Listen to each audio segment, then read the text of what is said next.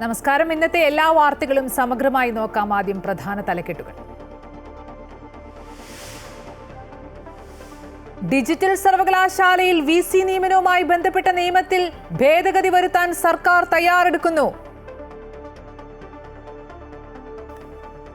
VC നിയമന വ്യവസ്ഥകൾ ഉൾപ്പെടെ ഭേദഗതി ചെയ്യും. മെഡിസെപ്പിന്റെ രണ്ടാം ഘട്ടത്തിനും മന്ത്രിസഭയുടെ അംഗീകാരം.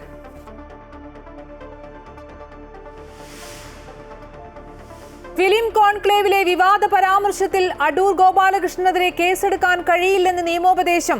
SC/ST വിഭാഗങ്ങൾക്കെതിരെ പരാമർശമില്ല. അടൂരിനെതിരെ പരാതിയുമായി വനിതാ സംഘടനകൾ വിളിച്ചുവരുത്തി വിശദീകരണം തേടണമെന്ന ആവശ്യം.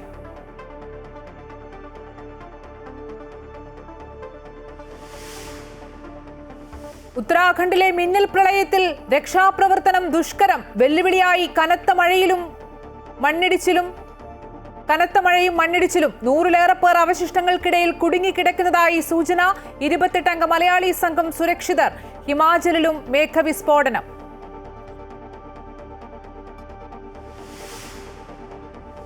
തൃശൂർ പാലിയേക്കരയിലെ ടോൾ പിരിവ് 4 ആഴ്ചത്തേക്ക് തടഞ്ഞു ഹൈക്കോടതി. കോടതി ഇടപെടൽ. ഇടപ്പള്ളി മണ്ണുത്തി ദേശീയപാതയിലെ ഗതാഗതക്കുരുക്ക് കണക്കിലെടുത്ത് ഗതാഗതം സുഗമമാക്കിയ ശേഷം മതി ടോൾ പിരിവെന്ന് കോടതി. പ്രതിഷേധത്തെ തുടർന്ന് പിരിവ് നിർത്തിവെച്ചു.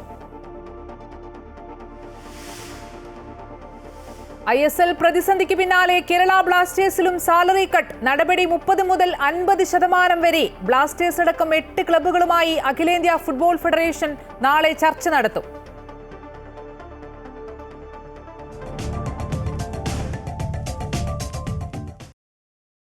വിശദമായി നോക്കാം. ഡിജിറ്റൽ സർവകലാശാലയിൽ VC നിയമനവുമായി ബന്ധപ്പെട്ട നിയമത്തിൽ ഭേദഗതി വരുത്താൻ സർക്കാർ തയ്യാറെടുക്കുന്നു. 2021 ഡിജിറ്റൽ സർവകലാശാല ആക്ടിൽ ഭേദഗതി ചെയ്യുന്നതിനുള്ള കരട് ഓർഡിനൻസിന് മന്ത്രിസഭായോഗം അംഗീകാരം നൽകി. താൽക്കാലിക VC ആയി ഗവർണർ നിയമിച്ചിട്ടുള്ള ഡോക്ടർ സിസ തോമസിനെ ഒഴിവാക്കാനാണ് തിടുക്കത്തിൽ ഓർഡിനൻസ് ഇറക്കുന്നതെന്ന ആക്ഷേപവും ഉയരുകയാണ്. ഡിജിറ്റൽ സർവകലാശാലയിലെ VC നിയമനവുമായി ബന്ധപ്പെട്ട് ഗവർണറുമായി നിയമപോരാട്ടം തുടരുമ്പോഴാണ് ആക്ടിൽ ഭേദഗതി വരുത്താൻ സർക്കാർ തയ്യാറെടുക്കുന്നത്. നിലവിൽ താൽക്കാലിക VC ആയി ഡോക്ടർ സിസ തോമസിനെയാണ് ഗവർണർ തുടരാൻ അനുവദിച്ചിരിക്കുന്നത്. എന്നാൽ സ്ഥിരം VC നിയമിക്കുന്നതുമായി ബന്ധപ്പെട്ട സുപ്രീംകോടതി വിധിയുടെ പശ്ചാത്തലം കൂടി കണക്കിലെടുത്താണ് സർവകലാശാല നിയമത്തിൽ ഭേദഗതി വരുത്താൻ ഒരുങ്ങുന്നത്. VC നിയമനത്തിലെ സെർച്ച് കമ്മിറ്റിയിലടക്കം ഭേദഗതിയുണ്ടാകും. നിലവിൽ 5 പേരടങ്ങുന്ന സെർച്ച് കമ്മിറ്റിയിൽ ചീഫ് സെക്രട്ടറിയാണ് കൺവീനർ. UGC വ്യവസ്ഥ അനുസരിച്ച് സർക്കാരുമായി ബന്ധപ്പെട്ട ഉദ്യോഗസ്ഥർ കൺവീനറാകാൻ പാടില്ല. ഇതൊക്കെ പരിഗണിച്ചാണ് ഭേദഗതി വരുത്തി ഓർഡിനൻസ് ഇറക്കാൻ മന്ത്രിസഭായോഗം തീരുമാനിച്ചത്. 2021 ഡിജിറ്റൽ സർവകലാശാല ആക്ടാണ് ഭേദഗതി ചെയ്യുന്നത്.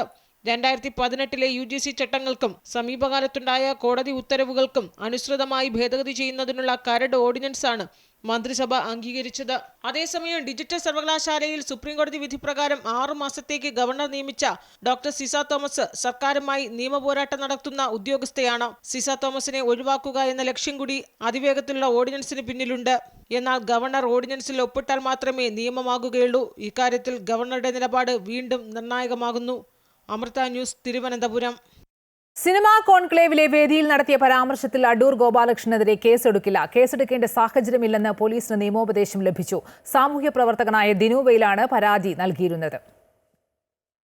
സിനിമാ കോൺക്ലേവിന്റെ സമാപന ദിനത്തിലെ വേദിയിൽ ചലച്ചിത്രകാരൻ അടൂർ ഗോപാലകൃഷ്ണൻ നടത്തിയ പരാമർശമാണ് വിവാദമായത്. പട്ടികജാതി പട്ടികവർഗ വിഭാഗക്കാർക്കും സ്ത്രീകൾക്കും സിനിമ സംവിധാനം ചെയ്യാൻ സർക്കാർ ഗ്രാന്റ് നൽകുമ്പോൾ ഇവർക്ക് 3 മാസമെങ്കിലും പരിശീലനം നൽകണമെന്നും പലരും കൃത്യമായ ധാരണയില്ലാതെയാണ് സിനിമ എടുക്കുന്നതെന്നുമായിരുന്നു അടൂർ ഗോപാലകൃഷ്ണൻ പ്രസ്താവന നടത്തിയത്. ഇതിനെതിരെ വേദിയിൽ നിന്ന് തന്നെ പ്രതിഷേധമുയർന്നിരുന്നു. പട്ടികജാതി പട്ടികവർഗ വിഭാഗക്കാരെ പൊതുവേദിയിൽ അവഹേളിക്കുകയും കുറ്റവാളികളായി ചിത്രീകരിക്കുകയും ചെയ്തു എന്ന് കാട്ടി സാമൂഹ്യ പ്രവർത്തകനായ ദിനുവയിലാണ് പരാതി നൽകിയത്. അടൂർ ഗോപാലകൃഷ്ണനെതിരെ SC/ST ആക്ട് പ്രകാരം കേസെടുക്കണമെന്നാവശ്യപ്പെട്ട് മ്യൂസിയം പോലീസിലായിരുന്നു പരാതി. ഇമെയിലായി ലഭിച്ച പരാതിയിൽ പോലീസ് നിയമോപദേശം തേടിയിരുന്നു. എന്നാൽ SC/ST ആക്ട് പ്രകാരം കേസെടുക്കേണ്ട സാഹചര്യം പ്രഥമദൃഷ്ട്യാ ഇല്ല എന്നാണ് പോലീസിന് നിയമോപദേശം ലഭിച്ചത്. അതുകൊണ്ട് തന്നെ കേസ് നിലനിൽക്കില്ല. അതിനാൽ അടൂർ ഗോപാലകൃഷ്ണനെതിരായ പരാതിയിൽ കേസെടുക്കേണ്ടതില്ല എന്ന നിലപാടിലാണ് പോലീസ്. അതേസമയം അടൂരിനെതിരെ സ്ത്രീകളുടെ സംഘടനകളടക്കം പ്രതിഷേധവുമായി രംഗത്തുണ്ട്. അമൃത ന്യൂസ്, തിരുവനന്തപുരം. അടൂർ ഗോപാലകൃഷ്ണനെയും യേശുദാസിനെയും അശ്ലീല ഭാഷയിൽ അധിക്ഷേപിച്ച നടൻ വിനായകൻ ഫേസ്ബുക്കിലാണ് പൊതുസമൂഹം ചർച്ച ചെയ്താൽ അറയ്ക്കുന്ന ഭാഷയിൽ പോസ്റ്റിട്ടിരിക്കുന്നത്. യേശുദാസിനെയും കുടുംബത്തെയും നികൃഷ്ട ഭാഷയിൽ അധിക്ഷേപിക്കുന്ന പോസ്റ്റിൽ അടൂരിന്റെ സിനിമയെ അപമാനിക്കുന്ന പ്രസ്താവനയുമുണ്ട്. ജൈനമ്മ കേസ് കൂടുതൽ വഴിത്തിരിവിലേക്ക്. സെബാസ്റ്റ്യന്റെ സുഹൃത്ത് റോസമ്മയുടെ വീട്ടിലേക്ക് അന്വേഷണം വ്യാപിപ്പിച്ച് അന്വേഷണ സംഘം റോസമ്മയെയും ചോദ്യം ചെയ്തേക്കും. റോസമ്മയുടെ പഴയ കോഴി ഫാം കേന്ദ്രീകരിച്ചാണ് അന്വേഷണ സംഘം നിലവിൽ തെരച്ചിൽ തുടരുന്നത്. മുൻപ് ചോദ്യം ചെയ്യലിൽ സെബാസ്റ്റ്യനെതിരെ റോസമ്മ മൊഴി നൽകിയിരുന്നു. ബിന്ദു പത്മനാഭൻ തിരോധാന കേസിൽ കോഴി വേസ്റ്റ് ഉൾപ്പെടെ സെബാസ്റ്റ്യന്റെ വീട്ടിൽ നിന്ന് കണ്ടെത്തിയിരുന്നു. ഇതൊക്കെയാണ് റോസമ്മയിലേക്ക് കൂടി അന്വേഷണം വ്യാപിപ്പിക്കാൻ ക്രൈംബ്രാഞ്ച് സംഘത്തിനെ പ്രേരിപ്പിച്ചത്.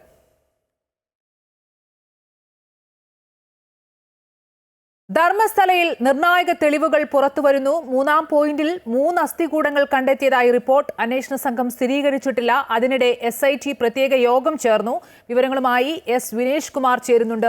വിനേഷ്, മൊത്തം 13 പോയിന്റുകളായിരുന്നു. ഇതിൽ ആദ്യ പോയിന്റിലെ നിർണായക തെളിവുകളാണ് ഇപ്പോൾ പുറത്തു വരുന്നത്. ഒപ്പം തന്നെ ഈ SIT യോഗം ചേർന്ന പശ്ചാത്തലത്തിലൊക്കെ ഇതുമായി ബന്ധപ്പെട്ട് എന്തൊക്കെ വിവരങ്ങളാണ് നിലവിൽ അറിയാൻ കഴിയുന്നത്?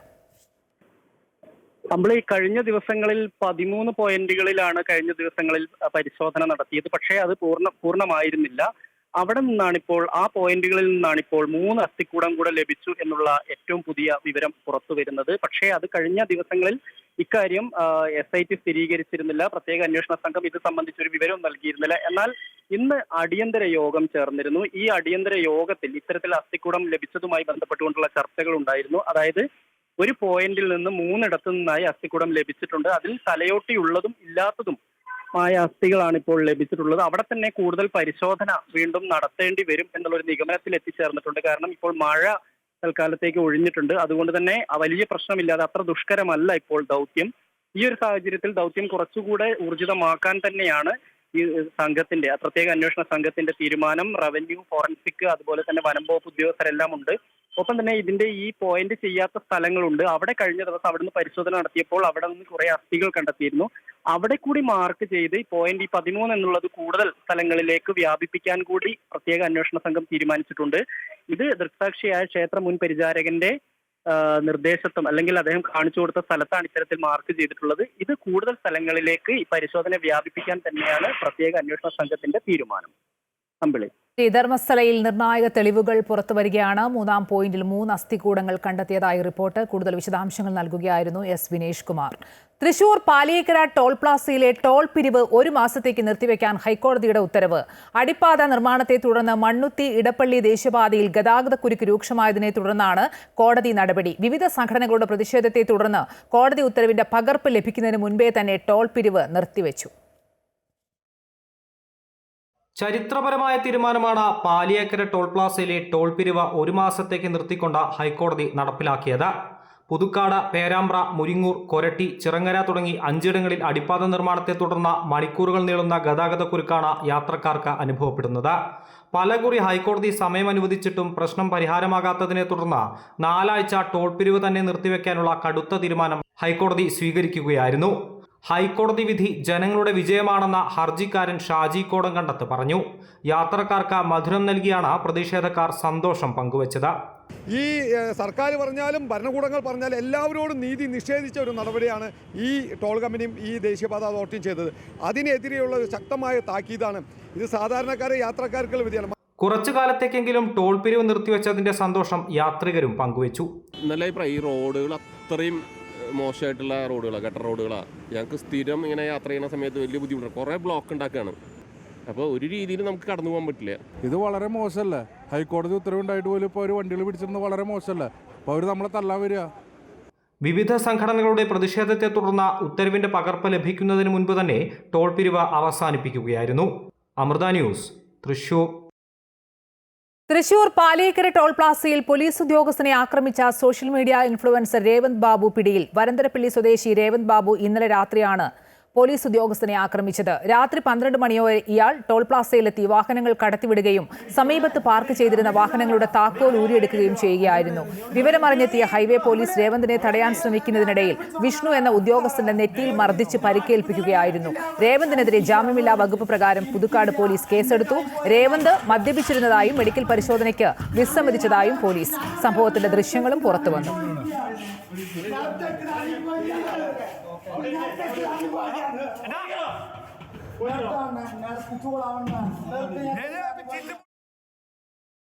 ഉത്തരാഖണ്ഡിലെ മിന്നൽ പ്രളയത്തിൽ രക്ഷാപ്രവർത്തനം ദുഷ്കരമാകുന്നു. മോശം കാലാവസ്ഥയും കനത്ത മഴയും മണ്ണിടിച്ചിലും വെല്ലുവിളിയെന്ന് സൈന്യം അറിയിച്ചു.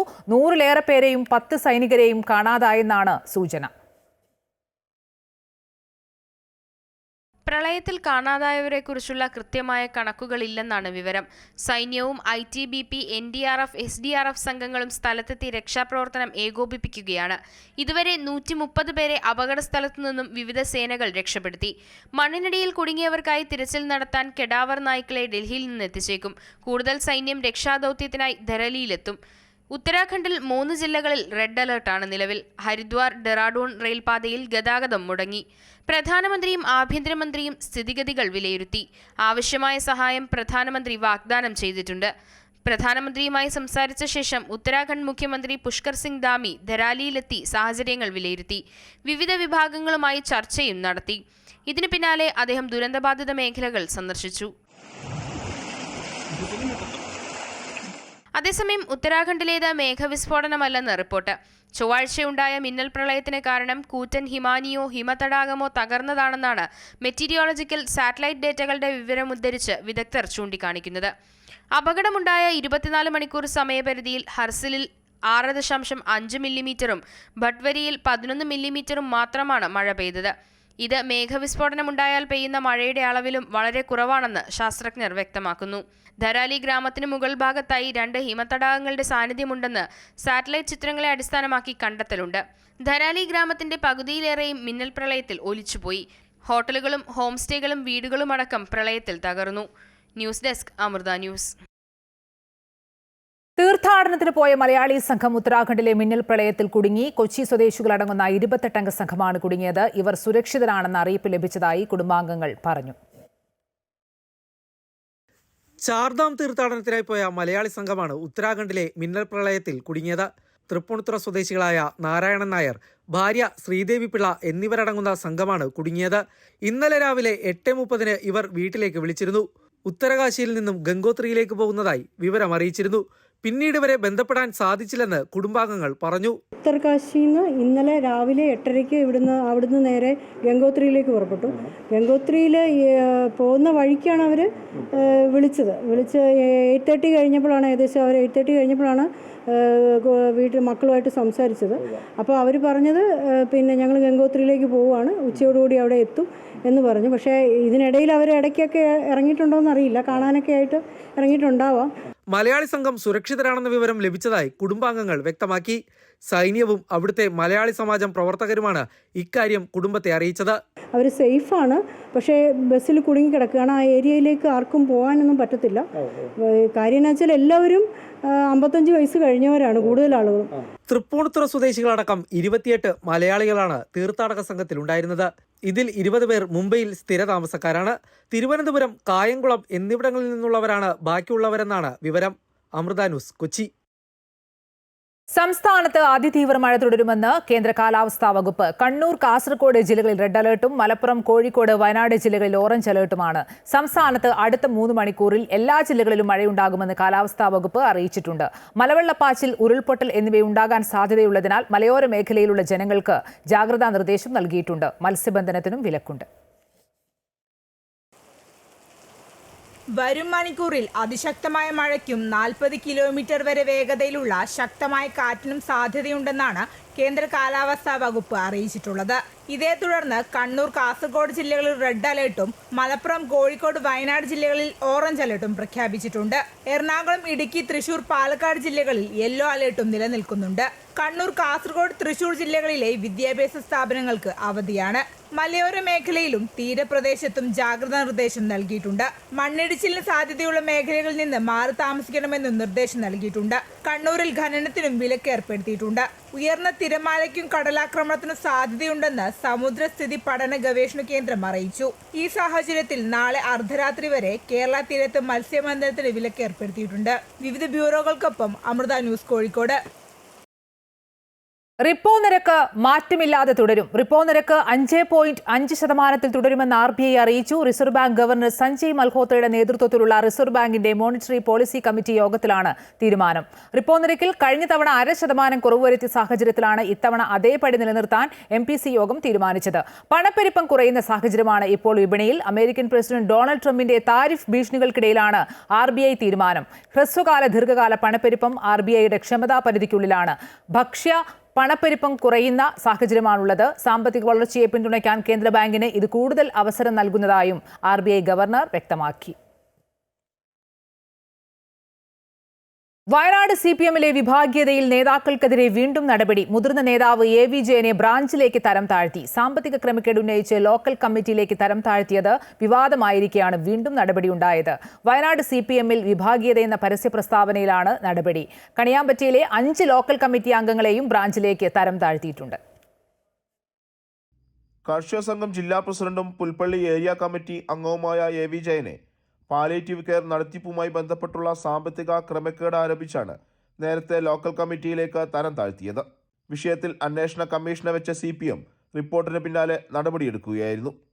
ഏരിയ കമ്മിറ്റിയിൽ നിന്നും ഇരളം ലോക്കൽ കമ്മിറ്റിയിലേക്കാണ് ജയനെ തരം താഴ്ത്തിയത്. പിന്നാലെ ജില്ലാ നേതൃത്വത്തിനെതിരെ വിമർശനം കടുപ്പിച്ച ജയൻ നടപടി വിഭാഗീയതയുടെ ഭാഗമെന്നായിരുന്നു തുറന്നടിച്ചത്. ഈ പരസ്യ പ്രസ്താവനയാണ് പുതിയ നടപടിയിലേക്ക് നയിച്ചത്. ജില്ലയിലെ ഒരു വിഭാഗം നേതാക്കളും അണികളും പാർട്ടി നേതൃത്വത്തിന്റെ നടപടിയിൽ കടുത്ത അതിർത്തിയിലാണ്. ജില്ലാ സമ്മേളനവുമായി ബന്ധപ്പെട്ട ചേരിതിരിവാണ് നടപടിയിലേക്ക് നയിച്ചതെന്നാണ് വിമർശനം. നേരത്തെ ജില്ലാ സമ്മേളനത്തിൽ വയനാട്ടിൽ വലിയ അട്ടിമറിയാണ് നടന്നത്. ജില്ലാ സെക്രട്ടറിയായിരുന്ന P ഗഗാറിനെ വെട്ടി K റഫീഖാണ് പുതിയ സെക്രട്ടറിയായത്. മുൻ MLA CK ശശീന്ദ്രന്റെ പിന്തുണയോടെയായിരുന്നു റഫീഖിന്റെ അട്ടിമറി. ഇതോടെ ജില്ലയിലെ CPMനുള്ളിൽ ചേരിതിരിവ് രൂക്ഷമാകുകയായിരുന്നു. തരം താഴ്ത്തലും ഇതിന്റെ ഭാഗമെന്നാണ് ജയനടക്കമുള്ള നേതാക്കൾ പറയുന്നത്. AV ജയനൊപ്പം പരസ്യ നിലപാട് സ്വീകരിച്ച Kenichira local secretary Jishnu Shaji, AKS ജില്ലാ പ്രസിഡന്റ് AN പ്രസാദ് എന്നിവരെ സസ്പെൻഡ് ചെയ്യാനും സാധ്യതയുണ്ട്. അമൃത ന്യൂസ്, വയനാട്. സർക്കാരിനെതിരെ വീണ്ടും വിമർശനവുമായി മുൻ മന്ത്രിയും മുതിർന്ന CPM നേതാവുമായ G സുധാകരൻ. ഉദ്യോഗസ്ഥരുടെ അഴിമതിയെക്കുറിച്ചും അലംഭാവത്തെക്കുറിച്ചും മേലാധികാരികളോട് പറഞ്ഞിട്ടും പ്രയോജനമുണ്ടായില്ലെങ്കിൽ അതിനർത്ഥം ഭരണകൂടം പരാജയമാണെന്ന് G സുധാകരൻ പ്രമുഖ പത്രത്തിന് നൽകിയ അഭിമുഖത്തിൽ തുറന്നടിച്ചു. ശമ്പള കുടിശ്ശിക ലഭിക്കാത്തതിനാൽ അധ്യാപികയുടെ ഭർത്താവിന് ജീവനൊടുക്കേണ്ടി വന്ന പത്തനംതിട്ട അത്തിക്കയത്തെ സംഭവം തെളിയിക്കുന്നത് അതാണെന്നും G സുധാകരൻ കുറ്റപ്പെടുത്തി. മുണ്ടക്കൈ ചൂരൽമല ദുരന്തബാധിതർക്കായി കൽപ്പറ്റ എൽസ്റ്റൺ എസ്റ്റേറ്റിലെ ടൗൺഷിപ്പ് ഭൂമിയിൽ പണിത മാതൃകാ വീടിന്റെ നിർമ്മാണ ചെലവിനെ ചൊല്ലി രാഷ്ട്രീയ വിവാദം. മാതൃകാ വീടിന് 30 ലക്ഷം രൂപയാണ് സർക്കാർ കണക്കാക്കിയിരിക്കുന്നത്. എന്നാൽ നിലവിൽ നിർമ്മാണം പൂർത്തിയാക്കിയ വീടിന്റെ വലിപ്പവും സൗകര്യങ്ങളും വെച്ച് നോക്കുമ്പോൾ ഇത്രയധികം തുക ഒരിക്കലും ചെലവഴിക്കേണ്ടി വരില്ലെന്നാണ് പ്രതിപക്ഷ സംഘടനകളുടെയും ദുരന്തബാധിതരുടെ കൂട്ടായ്മയായ ജനശബ്ദം ആക്ഷൻ കൗൺസിലിന്റെയും നിലപാട്. മാതൃകാ വീടിന് തുല്യമായോ അതിനേക്കാളേറെ സൗകര്യങ്ങളോടെയോ സന്നദ്ധ സംഘടനകൾ നിർമ്മിച്ചു നൽകിയ വീടുകൾക്ക് പരമാവധി 20 മുതൽ 25 ലക്ഷം രൂപയെ ചെലവായിട്ടുള്ളൂവെന്ന് ചൂണ്ടിക്കാണിക്കുന്നവരുണ്ട്.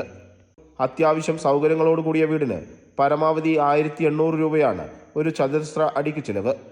എന്നാൽ 30 ലക്ഷം രൂപ ചെലവഴിച്ചിട്ടും മേൽക്കൂരയിൽ നിന്ന് മഴവെള്ളം നേരെ ചുമരുകളിലേക്ക് വീഴുന്ന തരത്തിലാണ് നിർമ്മാണ രീതിയെന്നാണ് ഉയരുന്ന ആരോപണങ്ങളിലൊന്ന്.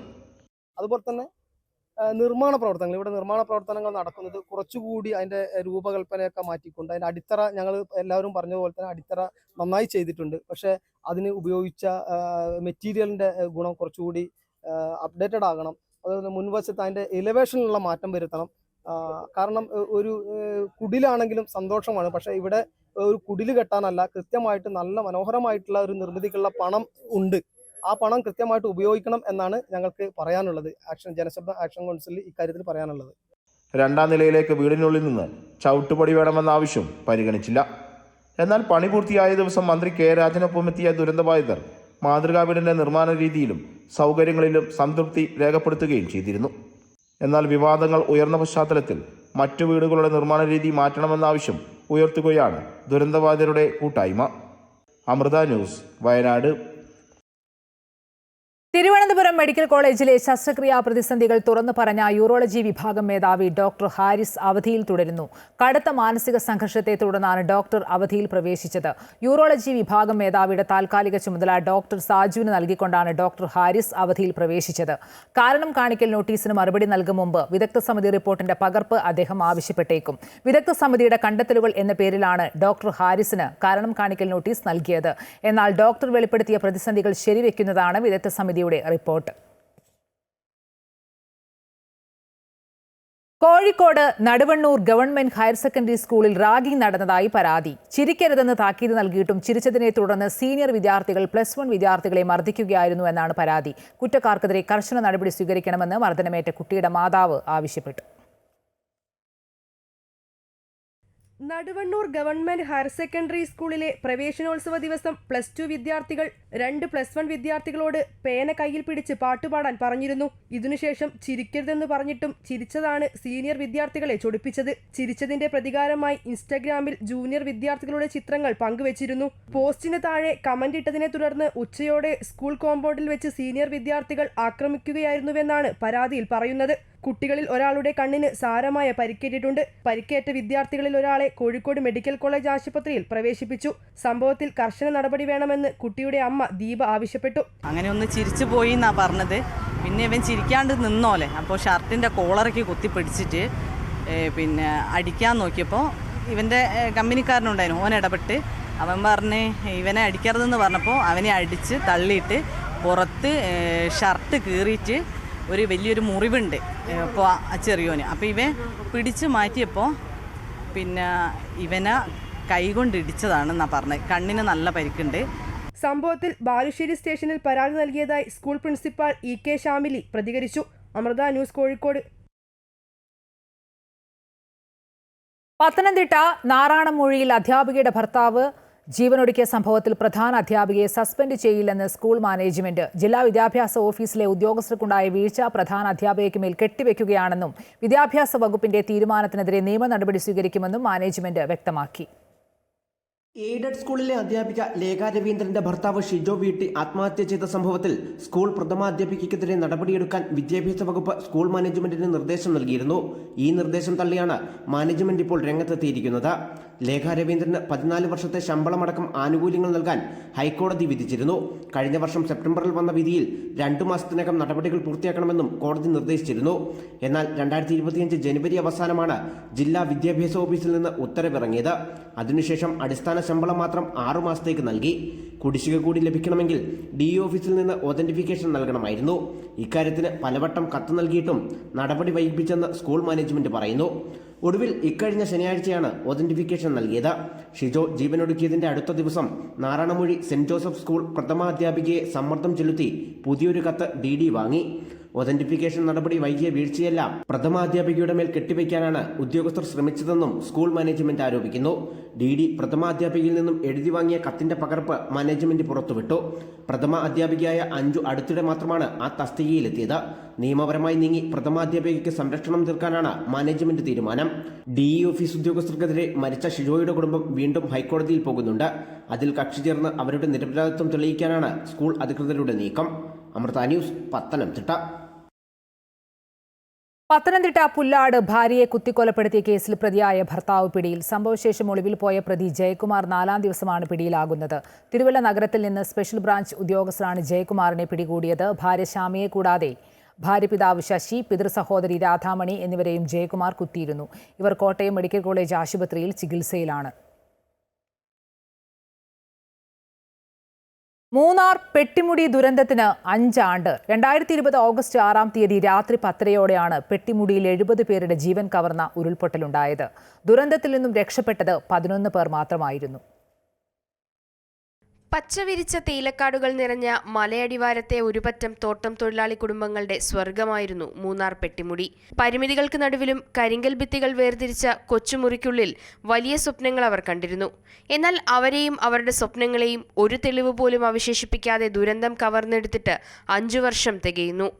അലമുറയിട്ടുള്ള കരച്ചിലുകൾ ഇന്നും അന്തരീക്ഷത്തിൽ അലയടിക്കുന്നുണ്ട്. ചോരയും കണ്ണീരും വീണ ശ്മശാന ഭൂമിയിൽ കാടുകയറി.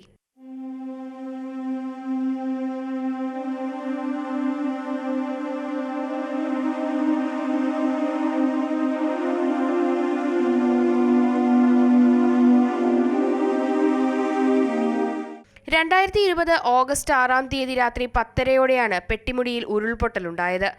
മലയടിവാരത്തെ 4 ലയങ്ങൾ പൂർണ്ണമായും മണ്ണിനടിയിലായി. 70 പേർ മരിച്ചു. 5 வருஷத்தில் என் குடும்பத்தில் வந்துட்டு எனக்குள்ள அம்மா, எனக்குள்ள பையன், எனக்குள்ள அண்ணன் 3 பேர் இறந்துருக்காங்க. இப்போ வருகிற மழையெல்லாம் பார்க்கும்போது இந்த மழை வந்தோடனே எங்களுக்கு வர்ற நினைவுகள் வந்து அந்த சம்பவம் தான். அந்த 70 பேரை அழித்த சம்பவம் தான் எங்களுக்கு ഇപ്പോൾ മനസ്സിൽ നിൽക്കുന്നത്. ദുരന്തത്തിൽ അവശേഷിക്കുന്നവരുടെ പുനരധിവാസം പൂർത്തിയാക്കി. കാണാതായവരുടെ ബന്ധുക്കൾ ഇപ്പോഴും ഉറ്റവരെ തേടി പെട്ടിമുടിയിലും പെട്ടിമുടിയാറിന്റെ തീരത്തും എത്താറുണ്ട്. അമൃത ന്യൂസ്, ഇടുക്കി. കോഴിക്കോട് ബാലുശ്ശേരി ഭർതൃവീട്ടിൽ യുവതിയെ മരിച്ച നിലയിൽ കണ്ടെത്തിയ സംഭവത്തിൽ ദുരൂഹതയെന്ന് കുടുംബം. ഭർത്താവ് ശ്രീജിത്തിന്റെ മാതാവുമായി പ്രശ്നങ്ങളുണ്ടായിരുന്നുവെന്നും സംഭവത്തിൽ വിശദമായ അന്വേഷണം വേണമെന്നും യുവതിയുടെ കുടുംബം ആരോപിച്ചു. ജിസ്നയും ഭർത്താവും തമ്മിൽ പ്രശ്നങ്ങളൊന്നും തന്നെ ഉണ്ടായിരുന്നില്ലെന്നും കുടുംബം പറയുന്നു. ഇന്നലെ വൈകുന്നേരമാണ് കണ്ണൂർ കേളകം സ്വദേശിയായ ജിസ്നയെ ഭർതൃവീട്ടിൽ തൂങ്ങി മരിച്ച നിലയിൽ കണ്ടെത്തിയത്. സംഭവത്തിൽ കുടുംബം ബാലുശ്ശേരി പോലീസിൽ പരാതി നൽകിയിട്ടുണ്ട്. തൃശൂരിൽ സ്കൂൾ ഓഡിറ്റോറിയത്തിന്റെ സീലിംഗ് അടർന്നു വീണു. കോടാലി ഗവൺമെന്റ് സ്കൂൾ ഓഡിറ്റോറിയത്തിന്റെ സീലിംഗ് ആണ് അടർന്നു വീണത്. കുട്ടികൾ അസംബ്ലി കൂടുന്ന ഓഡിറ്റോറിയത്തിന്റെ സീലിംഗ് ആണ് ഇന്ന് പുലർച്ചെ അടർന്നു വീണത്. ഷീറ്റിനടിയിലെ ജിപ്സം ബോർഡാണ് തകർന്നു വീണത്. മഴ കാരണം സ്കൂൾ അവധിയായതിനാൽ വലിയ അപകടം ഒഴിവായി. 3 വർഷം മുമ്പാണ് സീലിംഗ് പണിതത്. 54 ലക്ഷം രൂപ ചെലവിൽ നിർമ്മിച്ചതാണ് ഈ ഹാളിലെ സീലിംഗ്.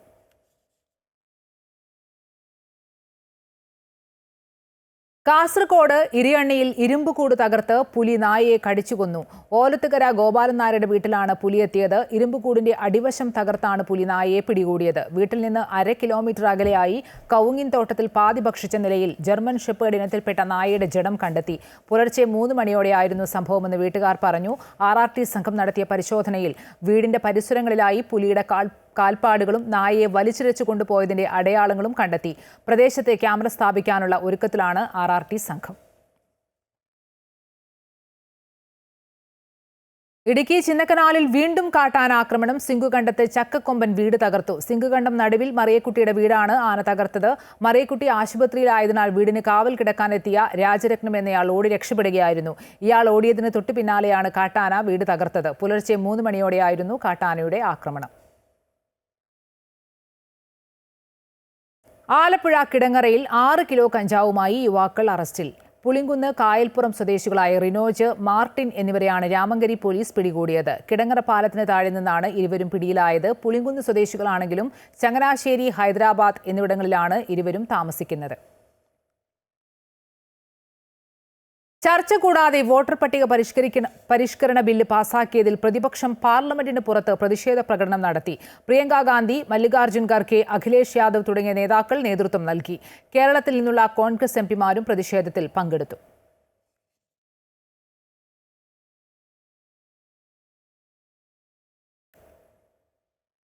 ഏറ്റവും പുതിയ അമീർ ഖാൻ ചിത്രം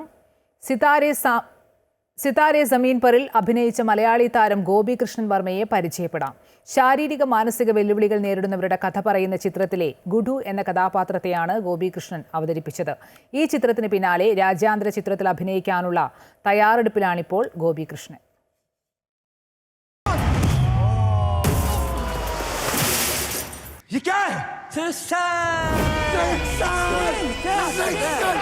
ശാരീരിക മാനസിക വെല്ലുവിളികൾ നേരിടുന്നവരുടെ കഥ പറഞ്ഞ 2007 പുറത്തിറങ്ങിയ അമീർ ഖാൻ ചിത്രമാണ് താരെ സമീൻ പർ. തങ്ങളുടേതല്ലാത്ത കാരണത്താൽ വെല്ലുവിളികൾ നേരിടുന്നവരുടെ പ്രയാസങ്ങൾ സമൂഹത്തിന് ബോധ്യപ്പെടുത്തുക എന്ന തുടർച്ചയുടെ ഭാഗമായാണ് പുതിയ അമീർ ഖാൻ ചിത്രം സിതാരെ സമീൻ പർ യൂട്യൂബിലൂടെ റിലീസ് ചെയ്തത്. ഈ ചിത്രത്തിലെ ഒരു പ്രധാന കഥാപാത്രമായി എത്തിയത് മലയാളിയായ ഗോപികൃഷ്ണൻ വർമ്മയാണ്. ഡൗൺ സിൻഡ്രോം ബാധിതനായ മകൻ താരമായതിന് പിന്നിൽ ഒരമ്മയുടെ നിശ്ചയദാർഢ്യം കൂടെയുണ്ട്. പിന്നെ അവൻ പറഞ്ഞു തുടങ്ങി എനിക്ക് അഭിനയിക്കണം, എനിക്ക് നടനാവണം എന്ന് പറയും, ഹീറോ ആയാൽ മതി എന്ന് പറയും. അപ്പോൾ അത് നമ്മൾ ആദ്യമൊന്നും സീരിയസ് ആയിട്ട് എടുത്തില്ല. പിന്നെ അവനിങ്ങനെ ഭയങ്കര നന്നായിട്ട് അവൻ കാണിച്ചു തുടങ്ങി.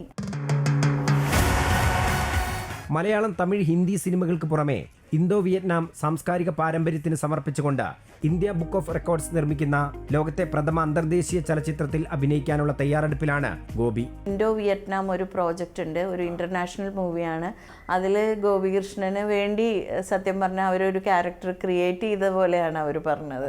കലാകായികം എന്ന് വേണ്ട ഓരോ ഭിന്നശേഷി വ്യക്തികളുടെയും അഭിരുചികളെ തിരിച്ചറിഞ്ഞ് മികവ് പ്രകടിപ്പിക്കാൻ അവസരമൊരുക്കിയാൽ അത് ഇത്തരം വ്യക്തികളുടെ ജീവിതത്തിൽ വലിയ മാറ്റങ്ങൾക്ക് കാരണമാകുമെന്നാണ് ന്യൂറോളജി മേഖലയിലെ ഗവേഷണങ്ങൾ പറയുന്നത്. ഭിന്നശേഷിക്കാരുടെ പുനരധിവാസ സങ്കല്പങ്ങളെയും കാഴ്ചപ്പാടുകളെയും പുനർനിർവചിക്കാനാകുമെന്ന് കൂടെയാണ് ഗോപികൃഷ്ണനിലെ താരവും നമ്മോട് പറയുന്നത്.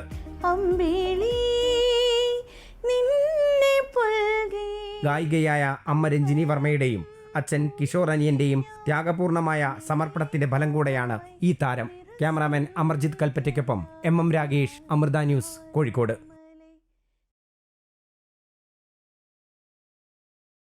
ISL പ്രതിസന്ധിക്ക് പിന്നാലെ കേരള ബ്ലാസ്റ്റേഴ്സിലും സാലറി കട്ട്. സിഇഒയ്ക്കും സ്പോർട്ടിംഗ് ഡയറക്ടർക്കും ഒപ്പം ടീം സ്റ്റാഫിലെ എല്ലാവരുടെയും ശമ്പളം വെട്ടിക്കുറച്ചു. 30 മുതൽ 50% വരെ ശമ്പളം കുറച്ചിട്ടുണ്ട്. താഴെത്തട്ടിലുള്ള ജീവനക്കാരുടെ ശമ്പളം തൽക്കാലം കുറയ്ക്കില്ലെന്നും ക്ലബ്ബ് വൃത്തങ്ങൾ സൂചിപ്പിച്ചു. കളിക്കാരുമായി ശമ്പളം സംബന്ധിച്ച ചർച്ചകളിലേക്ക് കടക്കാനും തീരുമാനമായി. ബംഗളൂരു FC, ഒഡീഷ FC ക്ലബ്ബുകൾ നേരത്തെ ശമ്പളം പൂർണ്ണമായി നിർത്തിവെക്കാൻ തീരുമാനിച്ചിരുന്നു. ബ്ലാസ്റ്റേഴ്സ് അടക്കം 8 ക്ലബ്ബുകളുമായി അഖിലേന്ത്യാ ഫുട്ബോൾ ഫെഡറേഷൻ നാളെ ചർച്ച നടത്തുന്നുണ്ട്. AIFF തർക്കത്തിൽ സുപ്രീം കോടതി ഉത്തരവ് വൈകുന്നതിനാൽ നാളത്തെ യോഗം കൊണ്ട് പ്രശ്നപരിഹാരമുണ്ടാകില്ലെന്ന് ഉറപ്പാണ്. ഫുട്ബോൾ ആരാധകരെ ആവേശത്തിലാഴ്ത്തി ഗ്രീൻസ് മൂന്നാറിന്റെ നേതൃത്വത്തിൽ റെയിൻ 40 പെനാൽറ്റി ഷൂട്ടൌട്ട് ഫുട്ബോൾ മത്സരം നടന്നു. മത്സരത്തിൽ മൂന്നാർ നെൽസൺ ബോയ്സ് വിജയികളായി. തമിഴ്നാട്ടിൽ നിന്നുൾപ്പെടെ ടീമുകൾ മത്സരത്തിൽ പങ്കെടുത്തു. മൂന്നാറിലെ മൺസൂൺ ടൂറിസം പ്രോത്സാഹിപ്പിക്കുക എന്ന ലക്ഷ്യത്തോടെയാണ് ഗ്രീൻസ് മൂന്നാറിന്റെ നേതൃത്വത്തിൽ വിവിധ സംഘടനകൾ, സ്ഥാപനങ്ങൾ എന്നിവയുടെ സഹകരണത്തോടെ റെയിൻ 40 പെനാൽറ്റി ഷൂട്ടൌട്ട് ഫുട്ബോൾ മത്സരം നടന്നത്. പഴയ മൂന്നാർ ഹൈ ആൾട്ടിറ്റ്യൂഡ് സ്റ്റേഡിയത്തിൽ 3ാമത്തെ സീസണിലാണ് ഇത്തവണത്തെ മത്സരങ്ങൾ സംഘടിപ്പിച്ചത്. മത്സരത്തിൽ മൂന്നാർ നെൽസൺ ബോയ്സ് വിജയികളായി. 2ാം സ്ഥാനം ബീച്ച് ഫുട്ബോൾ കൊച്ചിയും 3ഉം 4ഉം സ്ഥാനങ്ങൾ വർക്ക്ഷോപ്പ് റിക്രിയേഷൻ ക്ലബ്ബും മൂന്നാർ സിഗ്നേച്ചറും കരസ്ഥമാക്കി. MM മണി MLA മത്സരങ്ങൾ കിക്ക് ഓഫ് ചെയ്തു. സമാപന സമ്മേളനത്തിൽ A Raja MLA, Munnar DYSP Alex baby എന്നിവർ സമ്മാനങ്ങൾ വിതരണം ചെയ്തു. കഴിഞ്ഞ 2 വർഷവും മൺസൂൺ എന്ന് പറയുന്ന സമയത്ത് പോലും മഴയില്ലായിരുന്നു. എന്നാൽ നേരെ തിരിച്ച് ഇന്ന് നോക്കുമ്പോൾ ശരിക്കുമുള്ള ഒരു മൺസൂൺ പെനാൽറ്റി ഷൂട്ടൗട്ടാണ് ഇവിടെ സംഘടിപ്പിച്ചിരിക്കുന്നത്. മികച്ച ഗോൾ കീപ്പറിനുള്ള Mary Thomas memorial award workshop recreation ക്ലബിലെ ഗോഡ്വിനും മികച്ച ഷൂട്ടർ അവാർഡ് നെൽസൺ ബോയ്സിലെ അജിത്തും കരസ്ഥമാക്കി. അമൃത ന്യൂസ്, ഇടുക്കി.